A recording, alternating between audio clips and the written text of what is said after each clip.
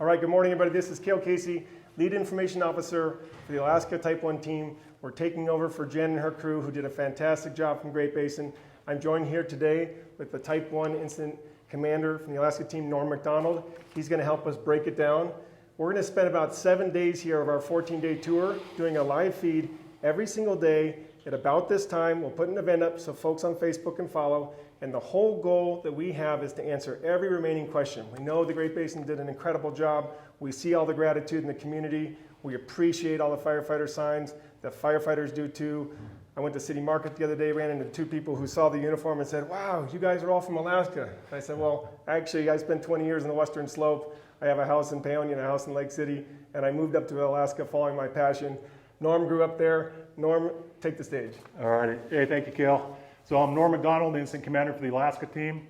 Just a little background here. We were ordered up last Friday. We traveled on Sunday. Got down here Monday, tied in with Marty Adele and his Great Basin team. Did a really nice handoff. I think we're in a place where we could really just take off where they left us, and they had a really excellent job. I think we got a good idea of what they were doing, a good mission moving forward. What we brought up with us from Alaska is about 70 individuals that make up our team. It's a combination of state, federal, and local fire department responders. We all come together to help out on incidents in Alaska, but anywhere in the country. So that's what we bring with us. This is our first assignment to Colorado this year. I know you guys have had a really busy fire season, and we're just really glad to be down here and help out. We had a lot of your folks up in Alaska last year helping us, so I'm glad we can return the favor. Just a couple of things I wanted to go over here. So we took over the Grizzly Creek fire this morning, 0600. It's a full suppression incident, so that means we're going to get all the way around this, keep that out of the main highway corridors, communities, and the values that are out there. That's our mission, and so we got, like I said, a good handoff this morning, and we're going to move forward with that, working for the agencies here. Just a couple things. There's areas where we can go direct on this fire, and they have been with success. Areas where we had to back off and do some burning, that was done yesterday. We're holding that today. And there's going to be some areas where we just can't put firefighters, on that north side especially. There's some steep, rugged terrain in there. Our operations folks are looking at that. They're going to look at that every day. But one of the things we're going to make sure we don't do is put our firefighters in a bad spot. And when you're in that steep country like that, that's just not a safe place to be. So we're looking at options a little further higher terrain, ridge tops. So what that might mean is there's going to be smoke in the area for a while. We've got people out there looking at it. We'll be prepped, but we're not going to put people in some of those areas in the north end. We'll wait for that fire to come into a more favorable terrain for us, and then we'll take action. But I want to make sure it's clear this is a full suppression fire. There's just places where we can't do full suppression today. So that's kind of what we're looking at. A couple of things I wanted to hit on is just so, big overview of what we're looking at. There's areas in this fire that we're mopping up and securing. There's area in this fire we're prepping, like I said, for future burnouts, future operations. And then we're already doing some suppression control here in the coming days. And that's some indirect line that was put in. The purpose of that is if we get the rains, which this time of year could happen, we have those lines secured and safe so we don't have mudslides or anything like that. Those lines will be looking really good. So we got a lot of different operations going on, a lot of things happening all at once, but that's what we're here for. We're managing that, managing the risk, supporting our firefighters, working with Cale and his group to get the community involved. So what our footprint looks like, just real quickly, our ICP here is located at the Fairgrounds at Eagle County Fairgrounds. We'll be here. We've got most of the Alaska team here. We've got spike camps set up around the fire, no-name rest area, Coffee Pot, Red Canyon, and Blair Ranch. Purposes of that is get our folks out on the line close to the fire. But the big purpose for this year is with COVID is just getting some social distancing. That spreads our people out. We're not all in one area. Our mission is firefighter safety, public safety. We do that with our firefighting efforts, and this year we're doing that with COVID efforts. So we're spread out. Alaska team is really used to this profile. We do a lot of remote firefighting back home. So supporting these logistic camps is just something we do.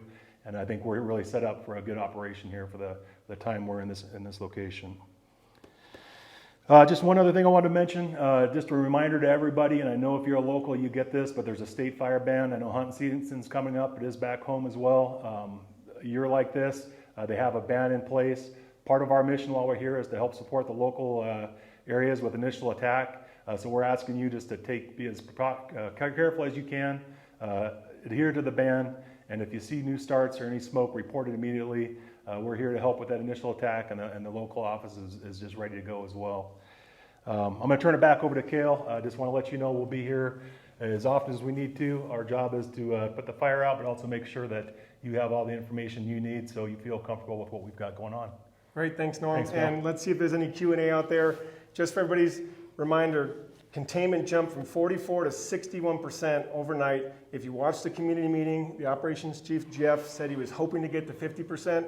That just shows how hard the firefighters are working to get that edge as cool as they can, as quickly as they can, to try to build back some sort of semblance of what the new normal is going to look like. Of course, the canyon looks different.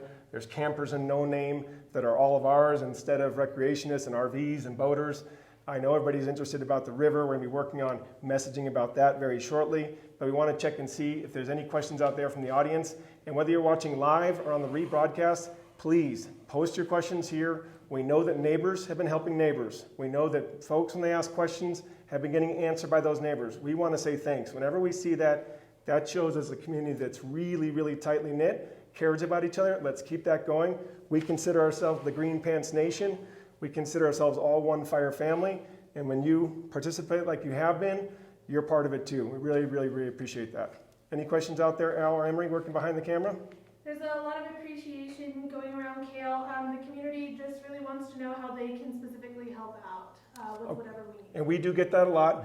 For an example, last summer, right north of my town in Willow, we had a fire that burned down 54 houses in a few hours. It was a huge tragedy for us, and the community stepped up and helped our firefighters in a couple really important ways. Like Norm said, we had firefighters from out of state, just like we do here. Postcards with stamps on them, dropped off at the command post or dropped off at somewhere where you know a firefighter with one of these badges is. We'll get those out to the spy camps, out to No Name, out the other areas, Coffee Pot, Bear Ranch where the firefighters are, so they can send home a note that says, hey honey, or hey daughter, or hey son, good luck at school. That means a ton this time of year. So stamp postcards, and also of course your banners. If you want to make a donation to the Wildland Firefighter Fund, they step in anytime a firefighter is hurt, they immediately provide financial assistance to the family within minutes. Within minutes. That's the National Foundation based in Boise. They're fantastic. And then the other way is to support your local fire department. Volunteer. Give them the Gatorade or water you were thinking about giving to us. We have a full supply section here. We're fully self-contained with nutrition and everything we need. But the local responders who are volunteering, who are getting called up also to go to these initial attacks in all these small areas, donate your time, donate to them, support them. I'll just add to that. I think right now, just nationally, we are at what's called Planning Level 5. We're short resources everywhere. There's fires from Arizona up to the Pacific Northwest and everywhere in between. So for Colorado, just to repeat that message of just fire prevention, fire safety, remind your neighbors, reach out to people, take this serious. Whatever we can do to decrease any new starts is just good, not only for Colorado, but the nation, just with where we're at with the fire season we're faced this year. Great, and one other question is, we've talked about the weather and expectations of preparing for thunder and lightning and rain. What are we, as an incident management team, doing to kind of prepare for the weather and the impacts from that? Really good question, and we did have what we call the baby bear team here, the Burned Area Emergency Response Team, a small version of it, which is the United States Forest Service team of hydrologists and specialists, came in during the Great Basin Type 1 roll about a week ago, which is early. And because of the steepness of the canyon, because of those slide paths, because of No Name Creek, because areas that we know as locals will get rain and will want to move, we know we have scaling issues here with rockfall on a normal wet year. We know we're going to have the impacts of post-fire flooding.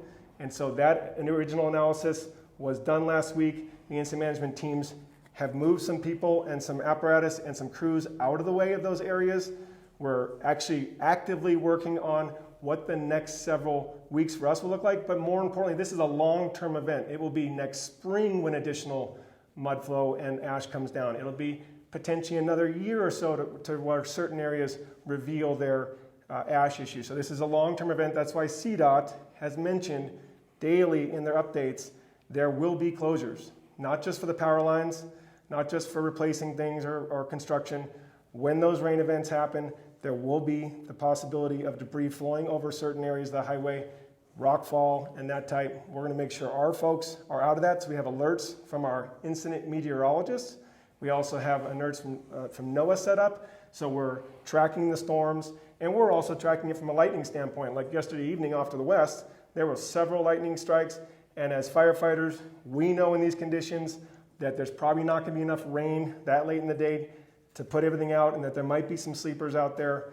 So we're highly alert for the rainfall, for both how it impacts our roads and our firefighters and you and the railroad tracks, and also how that associated weather impacts the area. So thanks for that question. And that's one of the things we'll try to keep addressing in the breakdown. What we really want is, what topics are most on your mind? Are you a hunter? Are you a boater? Do you bike on the trail? You saw the video of Hanging Lake. You know it's intact. You know that's going to be just a matter of time before we can mitigate that and get folks in. But what else is on your mind? What is it your area of interest? The sheep? Let us know. And we'll keep asking every day for the next 7 days. We want to wring the questions out of you. We want to make sure you know that we're here. Our contact numbers in the intro, our email, all that has stayed the same. NCWeb is up and running just like it was. We'll keep posting on Facebook. Our next community meeting tomorrow night over in Glenwood Springs. And then the community meeting schedule will get a little more spread out because we're doing this. We're going to give you an opportunity every day to ask those questions, to be interactive, and we'll start to then, after 7 days, reassess where the public is, where we are, and how we get to where our 14 days, where you're satisfied and that we can go home knowing we did our job. Anything else, Al?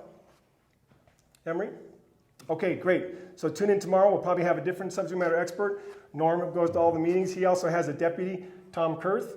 And so you might see a different incident commander appear, or an operations chief, or a weather person, but we'll go with your feedback too. Who do you want to see up here? And we'll try to get them up on stage because we want you to have that transparency and that access and the ability to break it down. So thanks so much. We'll see you tomorrow.